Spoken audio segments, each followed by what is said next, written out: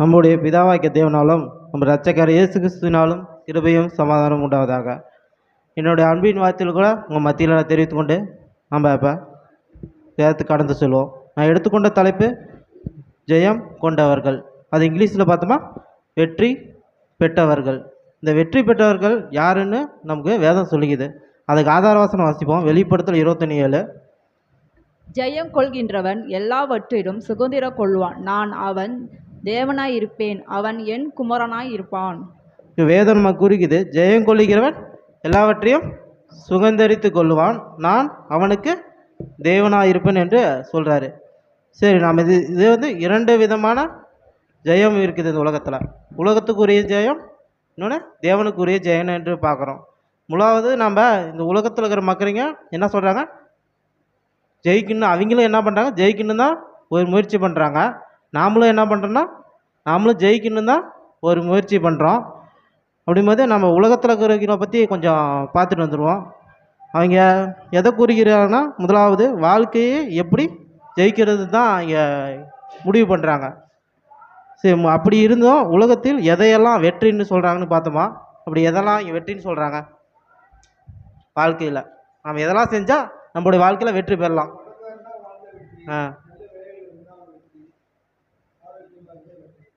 சரி, நான் அதுக்கு 4 பாயிண்ட் எடுத்து வச்சுக்க நானே சொல்கிறேன்.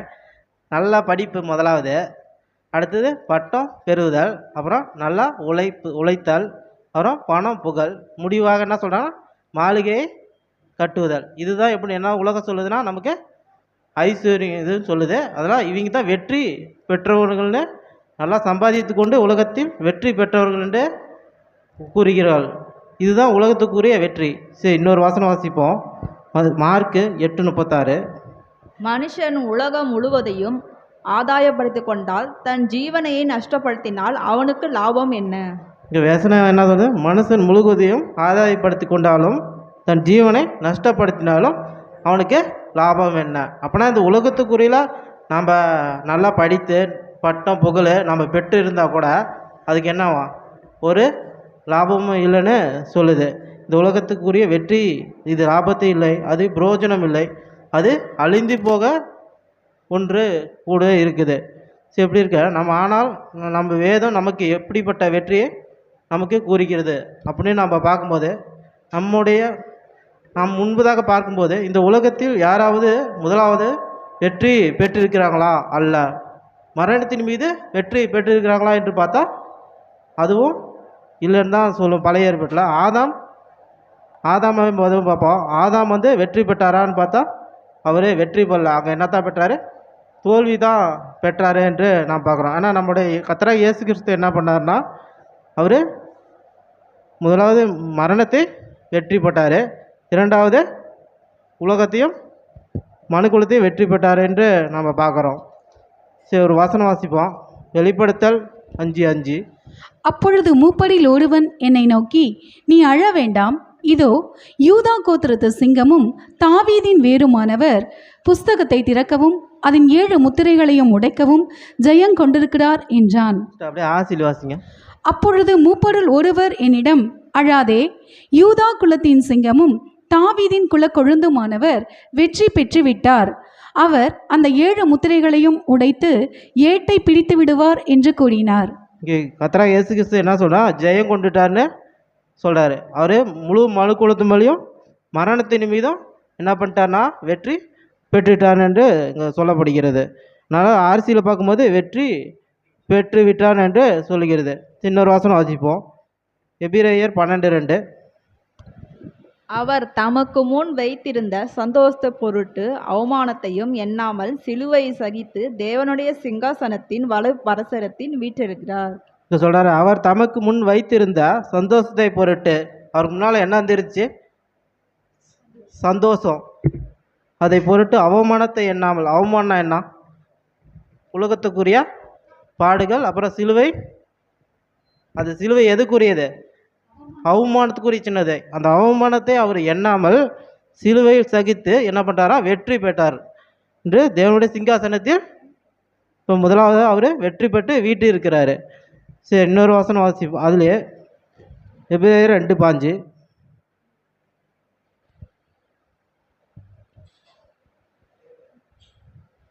இல்லை சாரி கொலோசியர் எபிரேயர் 2:5 அதில் இருக்காதுன்னு நினைக்கிறேன்.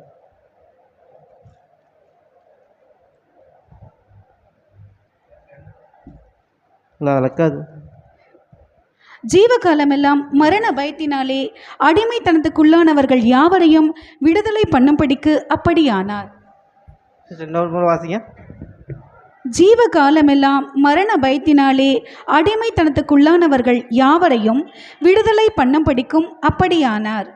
சரி சிஸ்டர் விட்டுங்க, தப்பா இருக்கு. சரி கொலோசியர் 2:14 வாசி.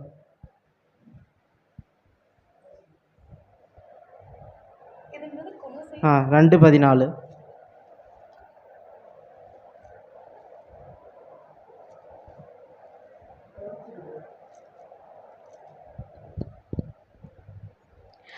நமக்கு எதிரடையாகவும் கட்டளைகளால் நமக்கு விரோதமாகவும் இருந்த கையெழுத்தை குழைத்து அதை நடுவில் இராதபடிக்கு எடுத்து சிலுவையின் மேல் ஆணி அடித்து.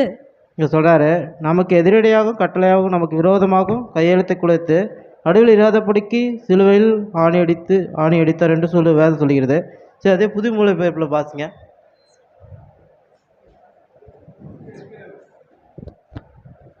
தேவனுடைய சட்டங்களை நாம் மீறிவிட்டால் தம் கடன் பட்டிருந்தும் அப்படி தேவனுடைய சட்டங்களை நாம் மீறிவிட்டதால் நாம் கடன் பட்டு இருந்தோம்.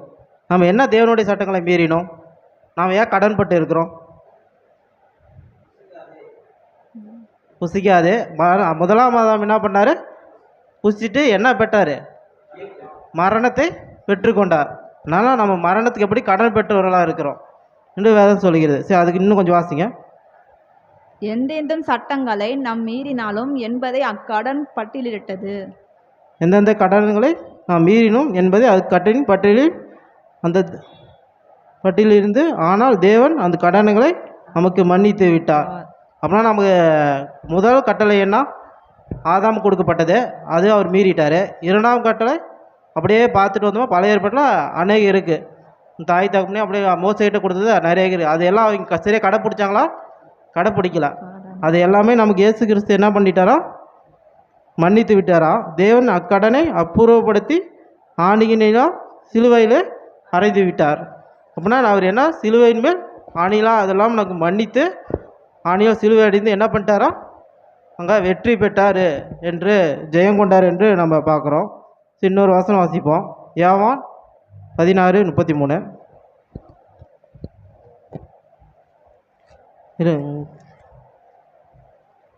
இல்லை கொலோசியர் 2:5.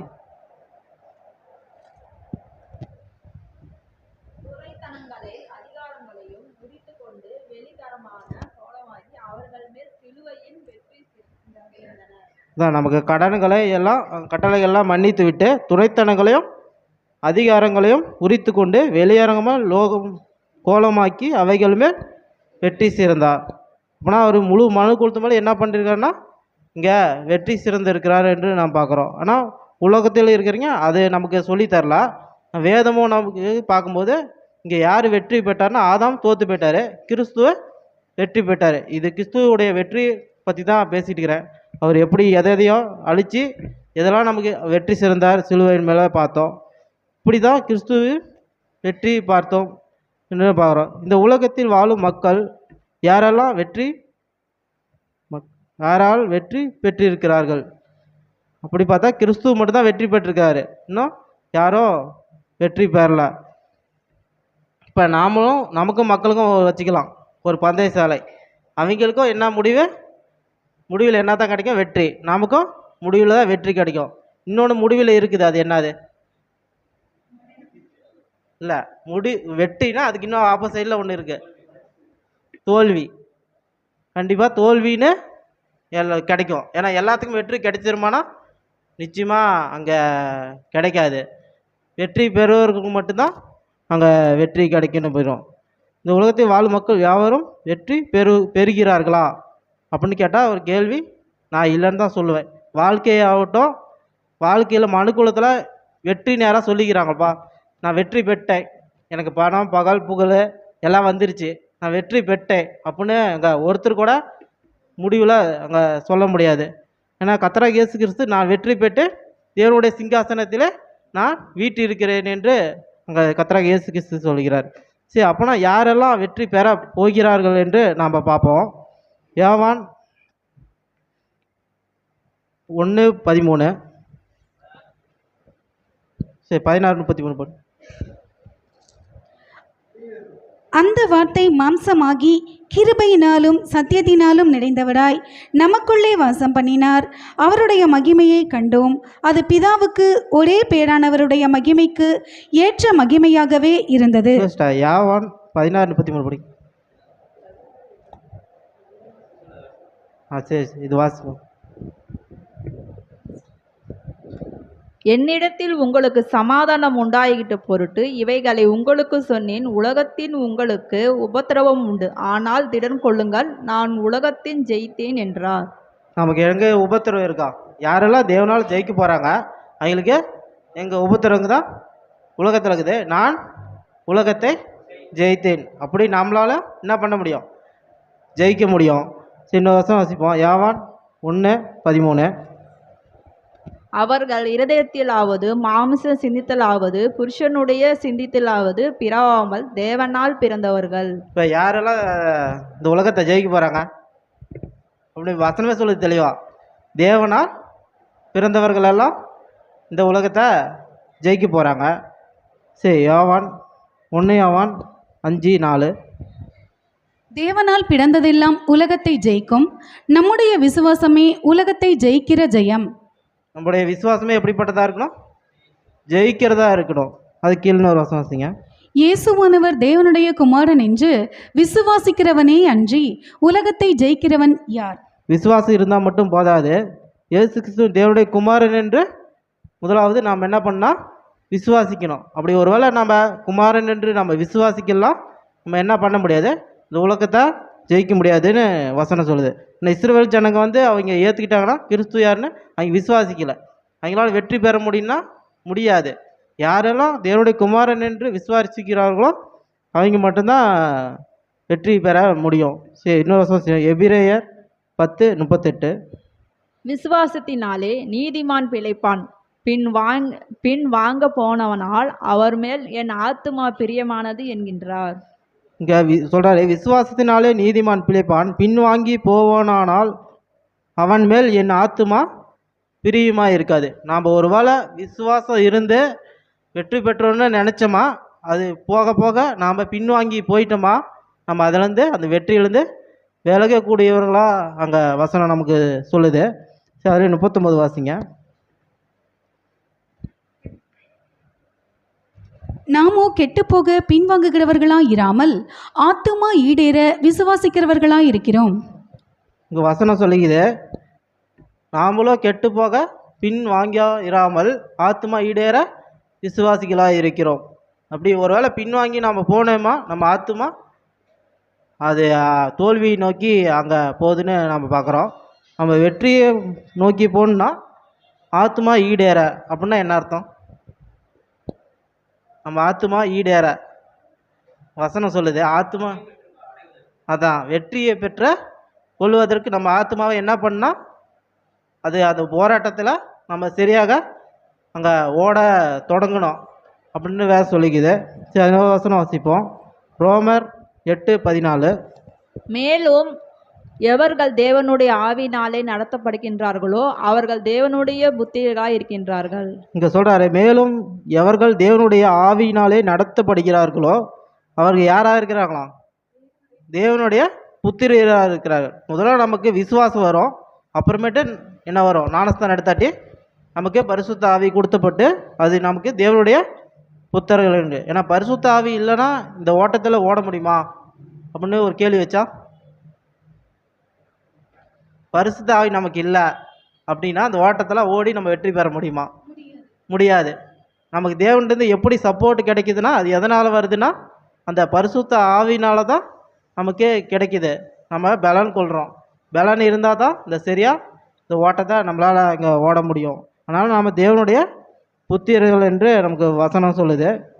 சரி, 2 தீமோத்தேயு 2:24. கர்த்தருடைய ஊழியக்காரர்கள் சண்டை பண்ணுகின்றவர்களாகவும் எல்லோரிடத்திலும் சந்தமுள்ளவர்களாயும் போத சமாதானமும் தீமைகளையும் சகிக்கின்றவர்களுமாய் இருக்க வேண்டும். இங்கே சொல்லுது வசனம், கர்த்தருடைய ஊழியக்காரன் சண்டை பண்ணுகிறவனா இராமல் எல்லாவற்றிலும் சமாதானம் உள்ளவனும் வேத போதக சமாதானம் தீமையை சகிக்கிறவனாக இருக்க வேண்டும். நம்ம இப்படிப்பட்ட ஒரு குணலட்சணம் நம்மகிட்ட இருக்கா? நமக்கு போராட்டம்னா உலகத்தில் போய் கத்தி எடுத்துகிட்டு போய் நம்ம சண்டை போட தேவையில்ல. நம்ம முதலாவது என்னை பின்பற்ற விரும்பினவன் என்ன பண்ணணும்? தன்னைத்தானே வெறுக்கணும். அப்படின்னா தன்னைத்தானே வெறுக்கணும். போராட்டம் எங்கே இருக்குது? நம்ம மாம்சத்துக்குள்ளே தான் நமக்கு போராட்டம் இருக்குது. அப்படி நம்ம தன்னைத்தானே வெறுக்கலாம். அப்படி என்ன பண்ணும்?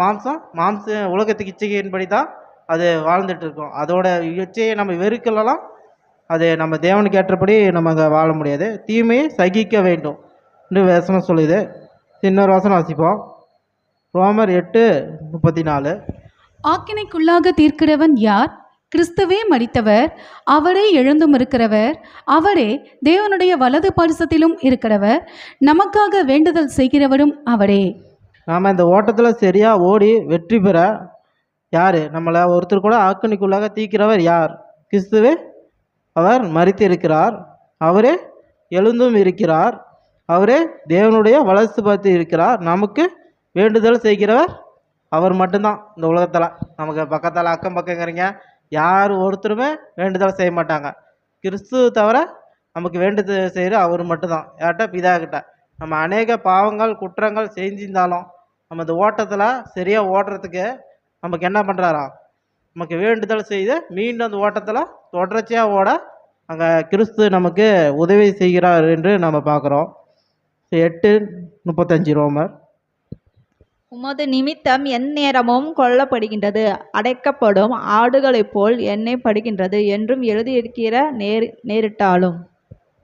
உம் நிமித்தம் எந்நேரமும் கொல்லப்படுகிறோம், அடிக்கப்பட்ட ஆடுகளைப் போல எண்ணப்படுகிறோம் என்று எழுந்திருக்கிறபடி நமக்கு நேரிட்டாலும். சரி, அடுத்த வசனம் வாசிங்க. கிறிஸ்துவின் அன்பை விட்டு நம்மை பிரிப்பவன் யார்? உபத்திரவமோ, வியாகுலமோ, துன்பமோ, பசியோ, நிர்வாணமோ, நாசமோசமோ, பட்டயமோ? சொல்கிறாரு, கிறிஸ்துவின் அன்பை விட்டு பிரிக்கிறவன் யார்? அப்படி நம்மளை ஒருவேளை கிறிஸ்துவின் அன்பை விட்டு நம்ம பிரிஞ்சிட்டோமா, நம்ம இப்போ கீழே சொல்லப்பட்ட வசனம் போல உபத்திரவமோ, வியாகுலமோ, துன்பமோ, பசியோ, நிர்வாணமோ, நாசமோசமோ, பட்டயமோ, ஒருவேளை நம்ம இதெல்லாம் பிரிஞ்சிட்டோமா, இது எதிர்த்து நம்மளால் என்ன பண்ண முடியாது? போராட முடியாது. கிறிஸ்துவ அன்போடு நாம் இணைந்து இருக்கிறது மட்டும்தான் இதையெல்லாம் என்ன பண்ண முடியும்? எதிர்த்து போராடி அதை வெற்றி பெற முடியும். இல்லைனா நம்மளால் முடியாது. தனியாக நம்மளால் நின்று ஒன்றும் அங்கே பண்ண முடியாது. 37 இருக்கு. இவைகள் எல்லாவற்றிலும் நாமில் அன்பு கூறுகின்றாலும் முற்றும் ஜெயம் கொள்கின்றவர்களாக இருக்கின்றோம்.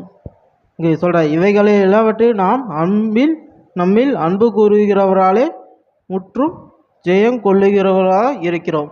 அப்படின்னா நம்மில் முற்றும் அன்பு கூறுகிறவராலே யார் அன்பு கூறு? கிறிஸ்து, பிதாவாகிய தேவன். இவங்க ரெண்டு என்ன நம்மளை அன்பு உள்ளவராகவே இருக்கிறாங்க. ஆனால் தான் நம்மளால் இந்த உலகத்தை ஜெயம் கொள்ள முடியும். யார் ரத்தத்தினாலும் மாம்சத்தினாலும் பிறவாமல் இருக்கிறாங்களோ கிறிஸ்துவினால் பிறந்தவர்களே இந்த உலகத்தை ஜெயிப்பார்கள் என்று வசனம் நம்ம முன்னாடியே பார்த்தோம்.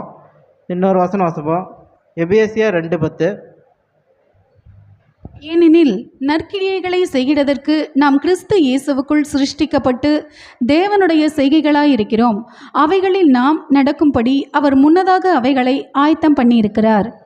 இங்கே வசனம் சொல்கிறாரு, ஏனெனில் நற்கிரிகளை செய்வதற்கு நாம் கிறிஸ்துவுக்குள் சிருஷ்டிக்கப்பட்டு இருக்கிறோம். இப்போ நம்ம கிறிஸ்துவுக்குள்ளே சிருஷ்டிக்கப்பட்டு இருக்கிறோமா இல்லையான்னு கேள்வி கேட்டால் ஆம் அப்படின்னு தான் சொல்லுவோம். அப்படி சொன்னது தேவனுடைய செய்கை ஏற்ற அப்படின்னா நம்ம தேவனுடைய செய்கைகளை செய்கிறோமா என்று நம்ம சிந்திக்க வேண்டும். அவைகளின் மேல் நடக்கும்படி அவர் முன்பதாக அவைகளை என்ன பண்ணி வச்சிருக்கிறாராம்? முன்னாடியே நமக்கு ஆயத்தம் பண்ணி வச்சிருக்காரு. நாம் போய் எதுவும் செய்யணும் நம்ம யோசிக்க தேவையில்ல. அவர் என்ன பண்ணி வச்சா ஆயத்தமாக அது பண்ணி வச்சுக்கிறாரு. நம்ம அந்த பாதையில் சரியாக ஓட அவர் முன்னதாகவே நமக்கு ஆயத்தம் பண்ணி வச்சிருக்கார் என்று எபிரேயரில் சொல்கிறாரு. சரி, இன்னொரு வசனம் கலாத்தியர் 5:24. கிறிஸ்துவருடையவர்கள் தங்கள் மாமிசத்தையும் அதன் இச்சைகளையும் சிலுவைகளையும் அறிந்திருக்கின்றார்கள். இங்கே வேதம் சொல்லுது, கிறிஸ்துவனுடைய தங்கள் மாம்சத்தையும் அதன் ஆசையும் இச்சைகளையும் சிலுவையில் அறைந்திருக்கிறார்கள். அப்படின்னா நம்ம ஒருவேளை அரைஞ்சிருக்கிறோமா சிலுவையில்? கிறிஸ்து இது சிலுவையில் அரைஞ்சி என்ன பண்ணுறாரு? வெற்றி பெற்றவராக அங்கே இருக்கிறார், ஜெயம் கொண்டவராக இருக்கிறாரு. நாமளும் இது மேலே இச்சை மாம்ச ஆசை இச்சையை சிலுவையில் அறைவர்களாக அனுதினம் என் சிலுவை பின்பற்றிவான்னு சொல்கிறாரு. சிலுவைனா வெறும் கட்டை தூக்கிட்டு போகிறதில்ல, மாம்ச ஆசையும் இச்சையும் அதை நம்ம அனுதினம் என்ன பண்ணுமா? சிலுவையில் அறைந்தவர்களாக இருக்கணும். அப்படி நம்ம ஒருவேளை அதை அறையா விட்டால் நம்ம யாரை அரைஞ்சிருவோம்? அது பதிலாக நம்ம கிறிஸ்தவர்கள் சொல்கிறோம், நம்ம அந்த மாம்ச இச்சையும் ஆசையும் அறையெல்லாம் நம்ம யார் அரைஞ்சிருவோம்? திருப்பியும் கிறிஸ்துவே நீங்கள் திருப்பி சிலுவையில் அரைஞ்சிருவீங்க. உங்களால் அப்போனா என்ன பண்ண முடியாது? வெற்றி பெற இங்கே முடியாதுன்னு அங்கே பார்க்குறோம். சின்ன வசனம் எபேசியர், இதுக்கு முன்னாடி லூக்கா 13:24 இதில் இருக்காது.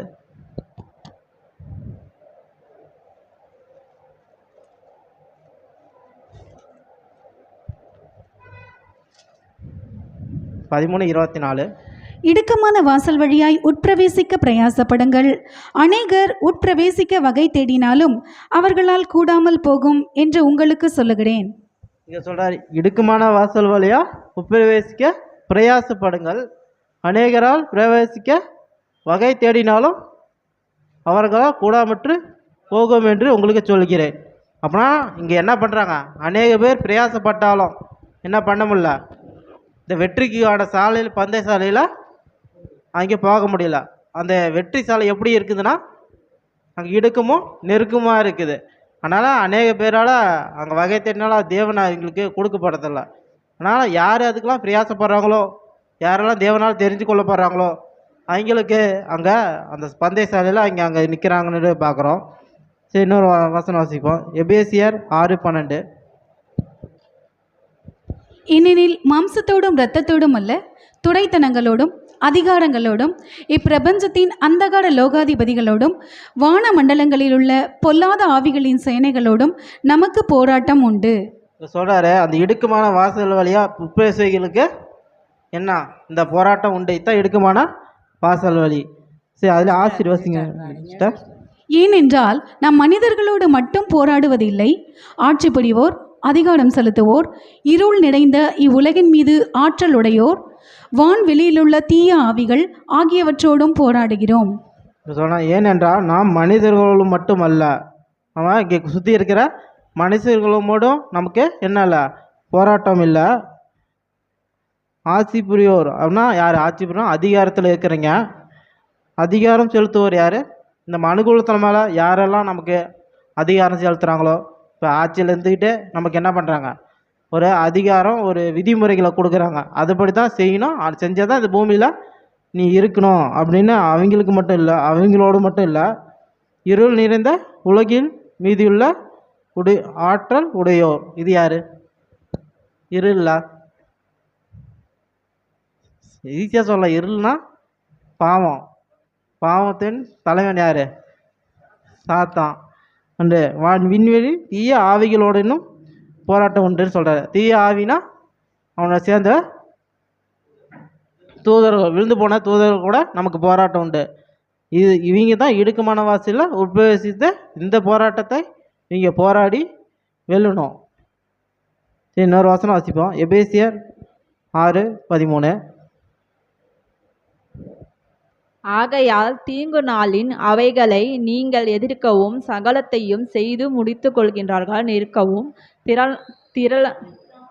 திராணி உள்ளவர்களும் தேவனுடைய சர்வ உள்ளவத்தையும் எடுத்துக்கொள்ளுங்கள். இங்கே சொல்கிறாரு, ஆகையால் நீங்கள் தீங்கு நாளில் அவைகளை நீங்கள் எதிர்க்கவும் அப்படின்னு சொல்கிறாரு. தீங்கு நாள் எப்போ வருமா? வரும். இப்பயே என்ன நாளாக இருக்குது? இதே தீங்கு நாள் தான். அப்படின்னா தீங்கு நாளில் இதுதான் தீங்கு நாள். அப்படின்னா இந்த தீங்கு நாளுக்கு நம்ம என்ன முன்னாடி பார்த்தது போல் துறைத்தனங்களும் அதிகாரிகளும் அவங்களோட போராட்டம் உண்டுன்னு சொன்னார். சொல்லிவிட்டு இங்கே தீங்கு நாள் அவைகளை எதிர்க்கவும். அப்படின்னா நம்ம இப்போ தான் எதிர்க்கிறோம். அந்த தீங்கு நாள் இதுதான். இது இந்த உலகம் தான், இந்த நாள் தான். சகலத்தையும் செய்து முடித்தவர்களாய் நிற்கவும் திராணி உள்ளவர்களாகும்படி தேவனுடைய சர்வதாயத்தை எடுத்து கொள்ளுங்கள். சர்வதாயம் என்ன? போருக்கு செல்லும்போது என்ன பண்ணுவாங்க? தலைச்சீரம் கவசம் எல்லாம் போட்டு எடுத்து ஃபஸ்ட்டு நம்ம உடம்புல அது போட்டுக்கணும். அது என்ன சத்தியம். சத்தியத்தை நம்ம அணிந்தவர்களாக முதலாவது சத்தியத்தை எடுத்துக்கொள்ளணும். சரி, அடுத்த வசனம் வாசிப்போம். 6:14. சத்தியம் என்னும் கச்சையை உங்கள் அறையில் கட்டுகின்றவர்களும் நீதியானும் மார்க்கவசத்தையும் தரித்திருக்கின்றார்கள். தரித்து உள்ளவர்களாயும். சரி, சத்தியம் என்னும் மார்க்கவசத்தை அதான் சொல்கிறார் முன்னாடி வசனத்தில். சர்வதாயத்தை எடுத்துக்கொள்ளுன்னு சொன்னார். இந்த வசனத்தில் சத்தியம் என்னும் கச்சையை உங்கள் அறையில் கட்டியுள்ளவர்களாயும் நீதி என்னும் மார்க்கவசத்தை தரித்துள்ளவர்களாயும். அங்கே எடுத்துக்கொள்கிற சொல்கிறாரு, இங்கே என்ன சொல்கிறாரு? எடுத்துக்கொள்ள. இங்கே தரித்து உள்ளவர்களாயும் அதை நம்ம அணிந்து இருக்கிறோமா? இப்போ எதுக்கு அணிந்து இருக்கணும்? நாம் போருக்கு எதிர்கொண்டு போகும்போது நம்ம பாதுகாப்புக்கு அது பலன் உள்ளவர்களாக காட்ட நம்மளை பலன் உள்ளவர்களாக ஆக்கும். அது அப்படி ஒருவேளை நம்ம அணிந்து கொள்ளலாம், நம்ம என்ன பண்ணுறோம்னா அந்த இடத்துல தோல்வி தான் அங்கே பெற்றிருப்போம். இல்லை நம்ம இது தனித்தவர்களாக இருந்தால் நம்ம வெற்றி அங்கே பெற முடியும் என்று பார்க்குறோம். சரி, நீதிமொழிகள் 21:31. குதிரையின் யுத்த நாளுக்கு ஆயத்தமாக்கப்படும் ஜெயமோ கர்த்தரால் வரும். சொல்கிறாரு, குதிரை யுத்தங்களுக்கு ஆயத்தமாக்கப்படும் ஜெயமோ கர்த்தரால் வரும். அப்போனா நம்ம இங்கேருந்து பார்த்துட்டு வந்தோம், யாரால் பிறந்தவர்கள் உலகத்தை ஜெயிப்பார்கள். இங்கே முடிவில் கர்த்தரால் ஜெயம் வரும். நமக்கு எப்படி வெற்றி கிடைக்குன்னா அது நம்மளோட கர்த்தராகிய இயேசு கிறிஸ்து மூலமாக தான் ஜெயம் கிடைக்கும். ஏன் அப்படின்னு நான் பார்த்தோமா, முன்னாடி அவர் என்ன பண்ணிட்டார்னா வெற்றி பெற்றுட்டார். இப்போ நாம் வெற்றி பெற அவர் நமக்கு என்ன பண்ணுறாரு? உதவி செய்கிறாரு. சரி, அப்படி வெற்றி பெறுவோருக்கு தேவன் என்ன பரிசு தருவார்? ஏன்னா வெற்றி போட்டால் இங்கே முக்கியமான பாயிண்டே இதுதான். வெற்றி பெறது எப்படி, யாரால் வெற்றி பெற்றோம் அப்படின்லாம் பார்த்துட்டு வந்தோம். இங்கே மெயின் பாயிண்ட்டு வெற்றி பெற்றவருக்கு என்ன பரிசு. நாம் இந்த உலகத்தில் ஓடுறோம், அநேக பேர் ஓடுறாங்க. இந்த உலகத்தில் எதை நோக்கி போகிறாங்கன்னா ஒரு அழிவுக்குரிய ஒரு வெற்றியை நோக்கி போகிறாங்க. அது கிடைக்க போகிற பரிசோ இந்த உலகத்தில் வேணால் பெருசாக இருக்கலாம். ஏன்னா அது என்ன ஆகுதுன்னா அழிந்து கூட பொருளாக இருக்குது, அவங்களால எடுத்துக்கொண்டும் அது போக முடியாது. ஏன்னா தேவன் கொடுக்குற வெற்றி இந்த ஜெயம் கொள்ளுகிற எவனுக்கும் அவனுக்கு கொடுக்கப்படுகிறது. அதனால தான் ஆதார வசனம், ஜெயம் கொள்ளுகிறவன் எல்லாவற்றையும் சுதந்தரித்து கொள்வான். அப்படின்னா நாம் வெற்றி பெறுவர்களாக இருந்தால் நமக்கு என்ன பரிசு கிடைக்கணும்னு நமக்கு வேதமே சொல்லுகிறது. அது நம்ம ஒவ்வொரு வசனமாக அப்படியே பார்த்துட்டு போவோம். வெளிப்படுத்தல் 2:10. இல்லை, அதுக்கு முன்னாடி 1 Corinthians 9:25. பந்தய பொருளுக்காக போராடுகிற யாவரும் எல்லாவற்றிலும் இச்சையடக்கமாயிருப்பார்கள். அவர்கள் அழிவுள்ள கிரீடத்தை பெறும்படிக்கு அப்படி செய்கிறார்கள். நாமோ அழிவில்லாத கிரீடத்தை பெறும்படிக்கு அப்படி செய்கிறோம். அதான் உலக ஜனம் சொன்ன மாதிரி தான் இங்கே அழிவுள்ள கிரீடத்தை பெறுகிறார்கள். நாம்ளும் அழிவில்லாத கிரீடத்தை இங்கே பெறுகிறோம். நாம் ஒரு வேளை வெற்றி பெற்றுமா நமக்கு என்ன கிரீடம்? அழிவில்லாத ஒரு கிரீடம். அவங்களுக்கு அழிவுள்ள ஒரு கிரீடம்னு குழந்தைகளில் சொல்கிறாரு. சரி, வசனம் வாசிப்போம். வெளிப்படுத்தல் 2:10.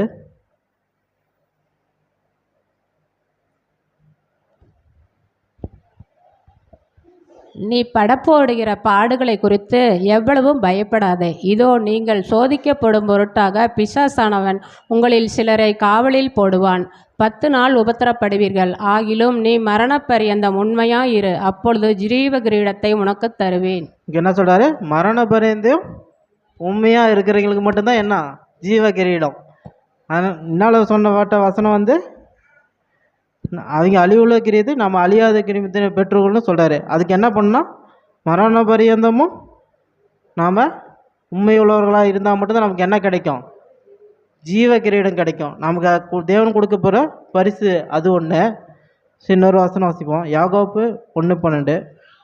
இதில் வாசிக்கணும். இதுலேயும் என்ன சொல்லுது? சோதனை சகிக்கிற மனுஷன் பாக்கியவான்.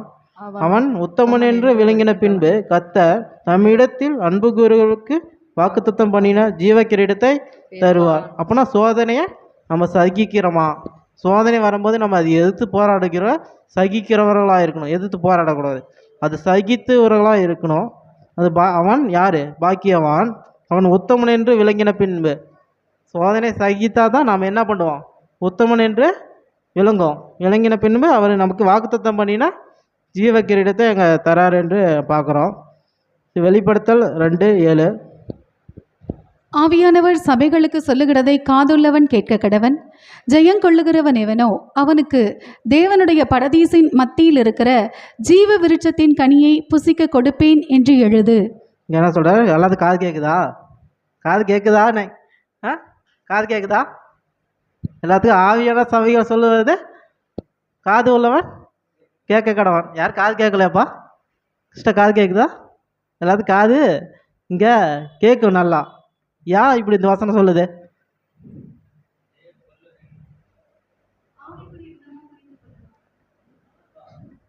எல்லாத்துக்கும் காது கேட்கும். இந்த உலகத்தில் இப்போ இருக்கிறவங்களுக்கு என்ன பட்டிருக்குன்னா, சாத்தானால் காதுகள் அடைக்கப்பட்டு இருக்கு, அதனால் அவங்களுக்கு கேட்கல. நமக்கும் அந்த காதுகள் திறக்கப்பட்டு இருக்குது.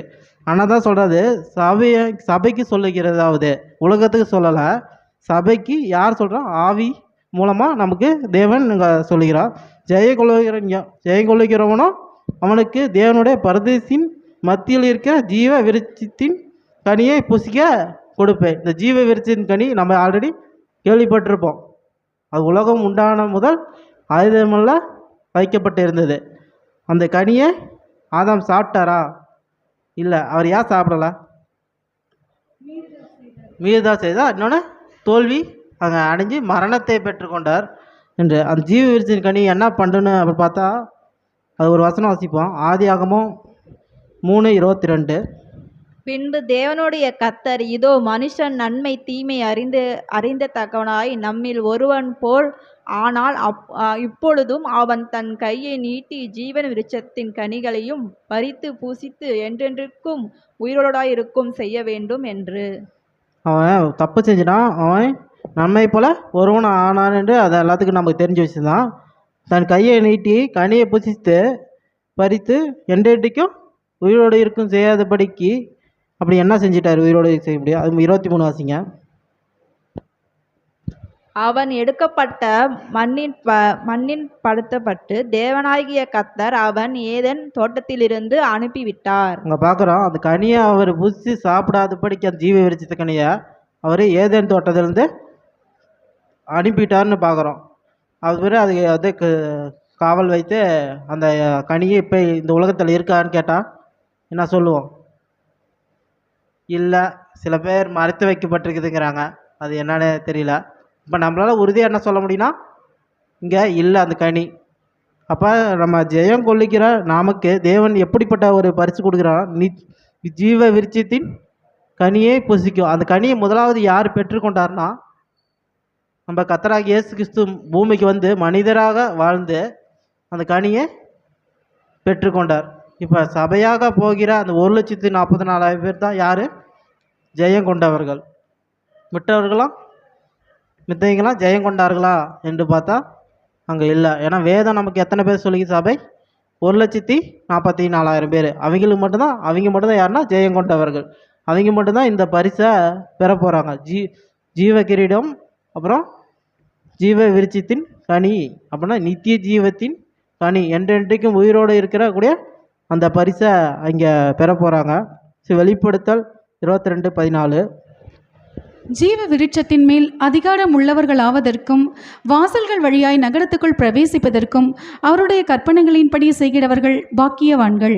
இங்கே ஜீவ விருட்சத்தின் மேல் அதிகாரம் உள்ளவர்கள், அதான் நான் சொன்னது போல் 1,44,000 பேருக்கு மட்டும்தான் இந்த ஜீவ விருட்சத்தின் கனி மேலே அவங்களுக்கு மட்டும்தான் அதிகாரம் இருக்குது.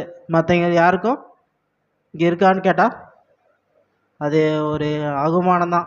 நம்மளால் உறுதியாக தந்தாலும் தரலாம் தேவன். ஏன்னா தெருல கூட்டத்துக்கு என்ன அவங்களும் கூட தான் போகிறாங்க. அவங்களுக்கு இந்த ஜீவ விருட்சத்தின் கனி கொடுப்பாரா அப்படின்னு ஒரு கேள்வி கேட்டால் கொடுப்பாரா கொடுக்க மாட்டாரா? ஏன்னா வேதம் சொல்லிக்கிறது ஜெயம் கொள்ளுகிறவங்களுக்கு மட்டும்தான் கொடுப்புன்னு சொல்கிறாரு. அவங்க ஜெயம் பெற்றுந்தா எங்கே போயிருப்பாங்க? சபையாக போயிருப்பாங்க. அவங்களால ஜெயம் பெறலை அப்படின்னா அங்கே அந்த ஜீவ விருத்தின் கனியை புசிப்பாங்களான்னு தெரியல. அவர்கள் பாக்கியவான்களாக இருப்பார் என்று வேதம் சொல்லுகிறது. வெளிப்படுத்தல் 21:11. ஆவியானவர் சபைகளுக்கு சொல்கிறதை காது உள்ளவன் கேட்க கடவன். ஜெயம் கொள்கின்றவன் இரண்டாம் மரணத்தினால் செய்யப்படுவதில் சோதிக்கப்படுவதில்லை, எழுதுது. சேதப்படுவதில்லை என்று எழுதியிருக்கு. இவங்களுக்கு என்ன சொல்கிறாரு? இது 3வது பரிசு. இது என்ன சொல்கிற? ஜெயங்கொள்ளுகிறவனும் இரண்டாம் மரணத்தில் அவனுக்கு என்ன இல்லை? அதிகாரம் இல்லை, அவனை சோதிக்கப்படுவதும் இல்லை என்று சொல்லுது. அவனுக்கு அந்த இரண்டாம் மரணத்தில் அவன் வாதிக்கப்பட தேவையில்ல. முதலாம் உயிர்த்தெழு பங்குள்ளவன் பாக்கியவான். அப்படின்னா முதலாம் உயிர்த்தெழு யாரெல்லாம் இப்போ அந்த பாக்கியவானாக இருக்கான் அவர்கள் தான் ஜெயம் கொண்டு இந்த பரிசை பெற்றுக்கொள்வார்கள். சரி, அதில் வெளிப்படுத்தல் 20:6. முதலாம் உயிர்த்தெழுதலுக்கு பங்குள்ளவன் பாக்கியவானும் பரிசுத்தவானுமாய் இருக்கிறான். இவர்கள் மேல் இரண்டாம் மரணத்துக்கு அதிகாரம் இல்லை. இவர்கள் தேவனுக்கும் கிறிஸ்துவுக்கும் முன்பாக ஆசாரியராயிருந்து அவரோட கூட 1000 வருஷம் அரசாளுவார்கள். இவங்களுக்கு என்ன இல்லையா? இரண்டாம் மரணத்து மேலே அதிகாரம் இல்லை. அங்கே கிறிஸ்துவோடு சேர்ந்து 1000 வருஷம் அரசாழ்வார்கள். இது கூட அவங்க பெற்றுக்கொள்ளக்கூடிய ஒரு பரிசு. யாராச்சும் மரணத்தை விரும்புவாங்களா அப்படின்னு கேட்டால் இல்லை, யாருமே மரணத்தை விரும்ப மாட்டாங்க. மரணம் நமக்கு ஆதாம் மூலமாக வந்ததால் நம்ம என்ன பண்ணோம்? அங்கே மரணிச்சு தான் ஆகணும். ஏன்னா ரத்தமும் மாம்சமும் தேவனுடைய ராஜ்யத்தை சுதந்தரித்தில்லைன்னு நமக்கு வசனம் சொல்லுது. ஆனால் மரணங்கிறது கண்டிப்பாக வரும். அது இரண்டாம் மரணங்கிறது என்ன? இரண்டாம் மரணங்கிறது முடிவில் தோற்று போய் இரண்டாம் மரணம் அழிவு, நிரந்தர ஒரு அழிவு. அதுக்குள்ளே நம்ம அந்த ஜெயங்கொள்ளைங்க போக வேண்டியதில்லை. இன்னொரு வசனம் வாசிப்போம். வெளிப்படுத்தல் 2:26. ஜெயம் கொண்டு முடிவு பாரியந்தம் என்னும் கிரிகைகளை கை கொள்கின்றவன் எவனோ அவனுக்கு நான் என் பிதாவிடத்தின் அதிகாரம் பெற்றது போல் ஜாதிகள் மேல் அதிகாரம் கொடுப்பேன். ஜெயங்கொண்டு முறிய பறிந்தோம். அது என்ன ஜெயங்கொண்டு முறிய பந்தம்? ஜெயங்கொண்டாட்டி முடிய பறிந்தும் கிரிகளை செய்யணுமா? இது கொஞ்சம் வசனத்தை நல்லா பாருங்க. ஜெயங்கொண்டு முடிய பரியந்தும் கிரிகளை கை கொள்கிறன் எவனுக்கோ. அப்படின்னா நம்ம ஜெயங்கொண்டாட்டி நம்ம அவரோட கிரிகளை கை கொள்ளணுமா? வசனம் அப்படி தானே சொல்லுது. பூமியில் இருக்கும்போது அது டிரான்ஸ்லேஷன் மிஸ்டேக். ஆர்சியில் பார்த்தீங்களா கரெக்டாக இருக்கும். பூமியில் இருக்கும்போது அவர் கிரிகளை கை கொள்கிற எவனுக்கும் அவனுக்கு நான் என் பிதாவிடத்தில் அதிகாரம் பெற்றது போல ஜாதிகள் மேல் அதிகாரம் கொடுப்பேன். ஜாதிகள்னா என்ன? ராஜ்யம் அப்படி கூட எடுத்துக்கலாம் நீங்கள். அதான் தேசம், மக்கள். இவங்க மேலே நமக்கு என்ன கொடுக்குறாருன்னா அதிகாரம். அது யார்? பிதாவிடத்தில் கர்த்தராகிய இயேசு கிறிஸ்து வெற்றி பெற்று அதை பெற்று அந்த பரிசை வாங்கிட்டாரு. இப்போ நமக்கு அந்த பரிசை கர்த்தராகிய இயேசு கிறிஸ்து நம்ம கொடுக்குறாரு. கொஞ்சம் யோசிச்சு பாருங்கள். நம்ம ஒரு ஆளுகை செய்யணும்னா அதுக்கு எவ்வளோ தகுதி உள்ளவர்களாக இருக்கணும், அதுக்கு எவ்வளோ நாலேஜு, நாணம், அறிவு இவ்வளோலாம் இருக்குன்னு மட்டும்தான் நம்ம இங்கே இருக்கிற ஒரு 10 பேர்த்தையும் வழி நடத்துறதுக்கே இவ்வளோ கஷ்டப்பட்டுக்கிறோம். அப்படின்னா நம்ம என்ன பண்ண போகிறோம்? ஜெயங்கொள்ள இருங்க. இந்த உலகத்தையே ஆளுகை செய்ய போகிற நாம் அப்படின்னா நம்ம சிந்திக்க வேண்டியதாக இங்கே இருக்குது. இந்த பரிசை நம்மளால் பெற்றுக்கொள்ள முடியுமா? இல்லை நம்ம ஜனங்களை வழி நடத்த முடியுமான்னு? கண்டிப்பாக முடியும். தேவனோட ஆவியும் அவரோட ஆசீர்வாதமும் இருந்தால் நாமளும் ஜெயங்கொண்டு ஜாதிகள் மேல் நாமளும் ஆட்சி செய்ய முடியும். சரி, அதில் 27ஆம் வசனம். வெளிப்படுத்தல் 2:27. அவன் இருப்புக்கோலால் அவர்களை ஆளுவான், அவர்கள் மண்பாண்டங்களைப் போல நொறுக்கப்படுவார்கள். சொல்கிறார், அவர்கள் இருப்புக்கோலால் அவர்களை ஆளுவார்கள், அவர்கள் மண்பாண்டங்களைப் போல நொறுக்கப்படுவார்கள். இந்த இருப்புக்கோல்னா என்ன?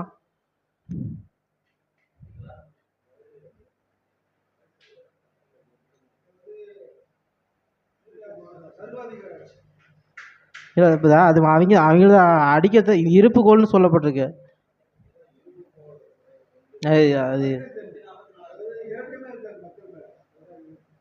அது நான் நெட்டில் சர்ச் பண்ணும்போது அது எப்படின்னா தடினமான ஒரு பொருள், அது இரும்பு அப்படின்னு சொல்கிறாங்க. அதை அடித்தா அது நொறுங்கிடும். இந்த மண்பாண்டங்கள் யாருன்னா அது இரண்டாம் மரணத்து மேலே இந்த அதிகாரமுள்ள யாரெல்லாம் இருக்குதா மக்கள், அவங்கள வந்து நம்ம ஆளுகை செய்ய போகிறோன்னு சொல்கிறோம். அது எதை வச்சு இருப்புக்குள்ள சத்தின்னு சொல்லலாமா, தேவனுடைய வார்த்தைன்னு சொல்லலாமா, எதை வச்சு ஆளுகை செய்ய போகிறோம் அது முக்கியம். எதை வச்சு ஆளுகை நம்ம செய்ய போகிறோம், சத்தியத்தை வச்சு தான் நம்ம ஆளுகை செய்ய போகிறோம். இப்போ என்ன கற்றுக்கிட்டு இருக்கிறோம் நம்ம ஆளுகை செய்கிறதுக்கு, சத்தியத்தை வச்சு தான் நம்ம வந்து ஆளுகை அங்கே செய்ய போகிறோம் இன்னும் பார்க்குறோம். சரி, அதில் 28ஆம் வசனம். விடிவெள்ளி நட்சத்திரத்தையும் அவனுக்கு கொடுப்பேன். இங்கே சொல்கிற விடிவெளி நட்சத்திரம் வெற்றி பெற்றோருக்கு நான் கொடுப்பேன். இந்த விடிவெளி நட்சத்திரம் யார்? கர்த்தராகிய இயேசு கிறிஸ்து. அப்படின்னா இந்த விடிவெளி நட்சத்திரம் நமக்கு கொடுப்பாரா அப்படின்னு கேட்டால், அவர் நமக்குள்ளே வந்து கொடுப்பாரா அப்படின்னு கேட்டால்,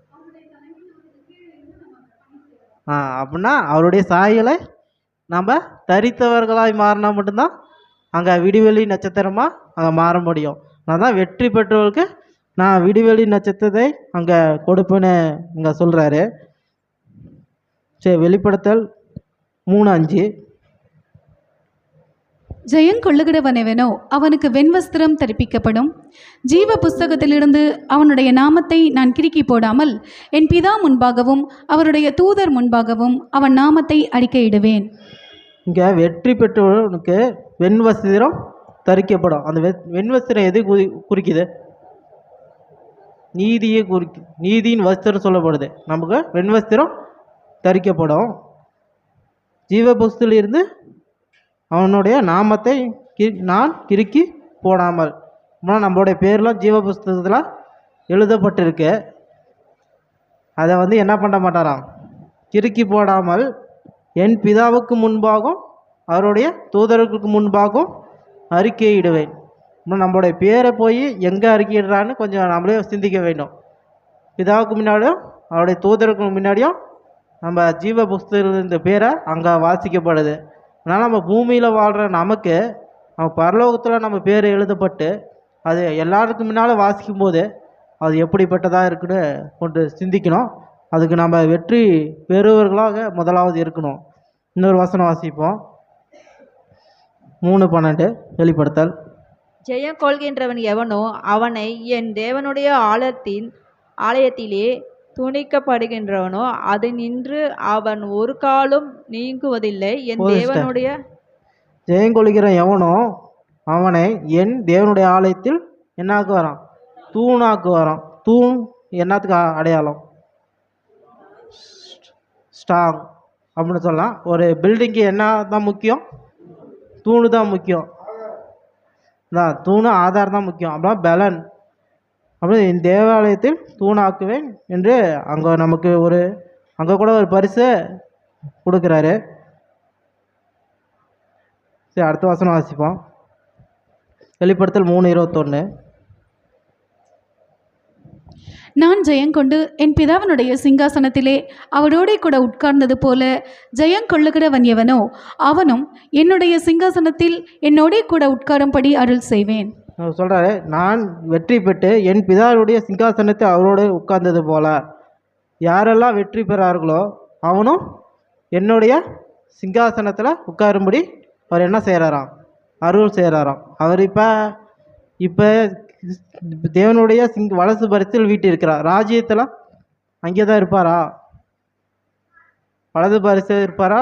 இல்லை ஆளுகை செய்ய ராஜாவா? இப்போ யார் ராஜாவாக இருக்கிறாருன்னா பிதாவாகிய தேவன். அங்கே ராஜ்யத்தில் இயேசு கிறிஸ்து. அப்படின்னா வெற்றி பெற எதை ராஜ்யத்தை தான் ஆளுகை செய்கிறாங்க. அப்போ அவர் ராஜாவாக இருக்கிறீங்க. இந்த வெற்றி பெறவங்க 1,00,000 பேரும் அங்கே என்னவாக இருப்பாங்க? அங்கேயும் ராஜாவாக தான் இருப்பாங்க. அப்போனா நாம் எவ்வளோ பெரிய பாக்கியம் பண்ணியிருக்கோம். நமக்கு எப்படிப்பட்ட ஒரு பரிசு இங்கே கிடச்சிருக்கு. நம்ம சாதாரண ஒரு மக்கள், அது எங்கேருந்து ஏழை ஒரு மக்கள். நமக்கு ஒரு ராஜா ஒரு பதவி எங்கே கிடைக்கிதுன்னா பூமியில் கிடைக்கல, அதே பரலோகத்தில் நமக்கு கிடைக்கிற அந்த பரிசு பார்க்குறோம். சரி, அதை வெளிப்படுத்தல் 21:7. ஜெயம் கொள்கின்றவன் எல்லாவற்றையும் சுதந்திரத்தில் கொள்கின்றவன் நான் அவன் தேவனாய் இருப்பேன், அவன் என் குமாரனாய் இருப்பான். இங்கு ஜெயம் கொள்ளுகிறவன் எல்லாவற்றையும் சுதந்தரித்து கொள்வான். நான் அவன் தேவனாயிருப்பேன், அவன் எனக்கு குமாரனாயிருப்பான். இந்த வசனம் நமக்கு எடுத்துக்கலாமாப்பா? இது இப்போ யார் சொல்கிற மாதிரி இது வசனம்? ஜெயம் கொள்ளுகிறவன் இல்லை, அந்த அதிகாரத்தை இப்போ நமக்கு யார் கொடுப்பா? கிறிஸ்துவா பிதாவாகிய தேவனா?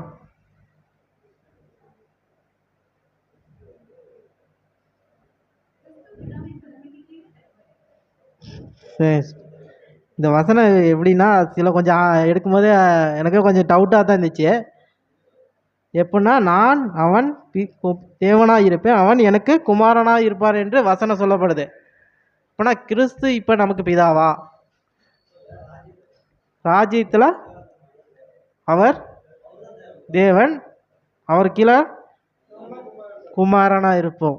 இந்த வசனம் அதனால தான் ஜெயங்கொள் வெற்றி கொள்ளுகிறவன் எல்லாவற்றையும் சுகந்தரித்து கொள்வான். நம்ம இப்போ பார்த்தது பரிசு எல்லாவற்றையும் யார் மட்டும்தான் சுகந்தரித்து கொள்ள முடியும்னு பார்த்தா வெற்றி பெற்றவர்கள். சரி, முடிவாக ஒரு வசனத்தை வாசி முடிப்போம். மத்தேயு 24:13. முடிவு பரியந்தம் நிலை நிற்பவனே ரட்சிக்கப்படுவான். இங்கே சொல்லுது வசனம், முடிவு பரிந்தோம் நிலை நிற்பவனே வெற்றி பெற்றவர் என்று வசனம் சொல்லுது. ஒருவேளை நாம் முடிவு பரிந்தமோ நிலை நின்று அந்த ஓட்டத்தில் சரியாக நம்மளால் ஓட முடியலாம், என்ன தான் அங்கே போனால் தோல்வி. நம்ம ஒருவேளை பின்வாங்கி போவோமானால் அது அந்த ஓட்ட பந்தயத்திலேருந்து நம்ம விலக்கப்படுவோம்.